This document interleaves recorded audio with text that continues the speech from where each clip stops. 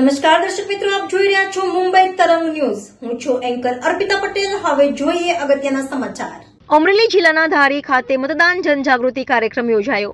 ધારી દાવાણી high school ખાતે મતદાન જાગૃતિ કાર્યક્રમ અંતર્ગત કબડ્ડીની સ્પર્ધાનું આયોજન કરવામાં આવ્યું હતું. ચૂંટણી અધિકારી પ્રાંત સાહેબના અધ્યક્ષસ્થાને લોકોમાં મતદાન પ્રત્યેની જાગૃતિ ફેલાય અને વધુમાં વધુ મતદાન થાય એ હેતુથી દાવાણી હાઈસ્કૂલ ખાતે કબડ્ડી રમતની સ્પર્ધાનું આયોજન કરવામાં આવેલ હતું.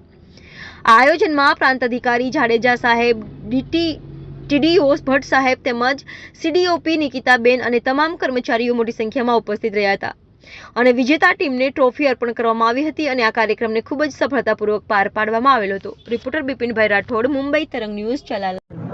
14 સંસદીય મત વિસ્તાર ક્ષેત્રમાં આજે મતદાન જાગૃતિ અભિયાન અંતર્ગત ધારીની શ્રી જીએન દાવાણી હાઈસ્કૂલમાં મતદાન જાગૃતિ અભિયાન અંતર્ગત કબડ્ડી સ્પર્ધાનું આયોજન કરવામાં આવેલું છે.